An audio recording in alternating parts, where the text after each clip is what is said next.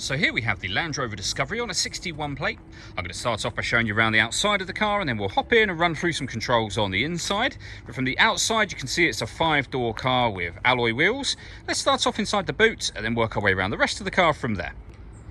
As we approach the back of the car, you can see we have reversing sensors, plenty of boot space as well. Currently we have 5 seats in place. As you can see, you can fold the 2 rear ones out to give you 7 seats should you wish to do that. Okay, so we're just going to work our way back round to the front of the car, and then we'll hop in and run through some controls on the inside from there. But now that we've done a full circle of it, you can see it's in excellent condition the whole way round.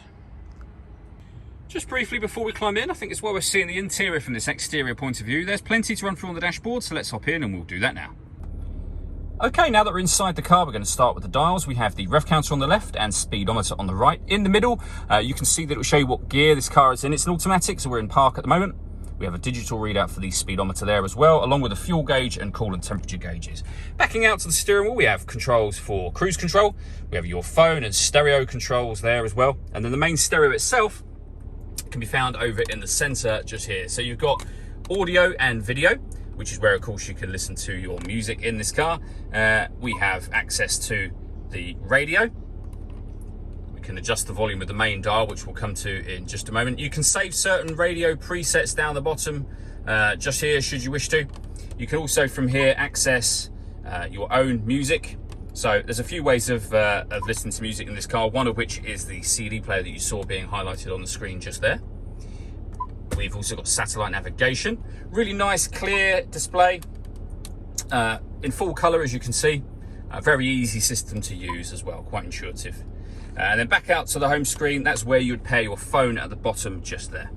Working our way down, we have certain buttons that you can use if you'd rather use these instead of the touchscreen.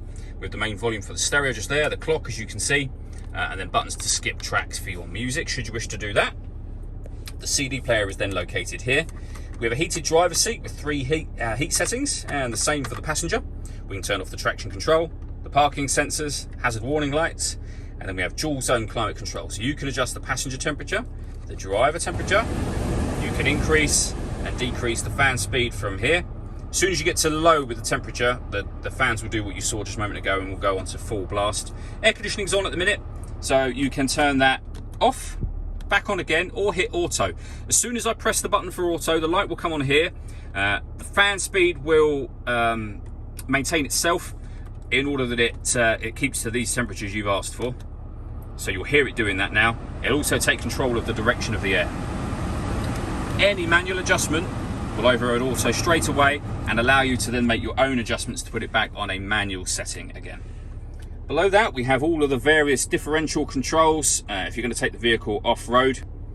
We then have the dial that is essentially the gear lever for the car. So when you turn the engine off, this will sit flush and it will rise back out when you start the engine again. And of course you've got park, reverse, neutral, drive and sport all up on here. And when you're in reverse, the last thing I will show you is the full color reversing camera as well.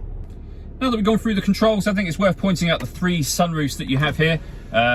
You are able to open this front one as a proper sliding sunroof should you wish to.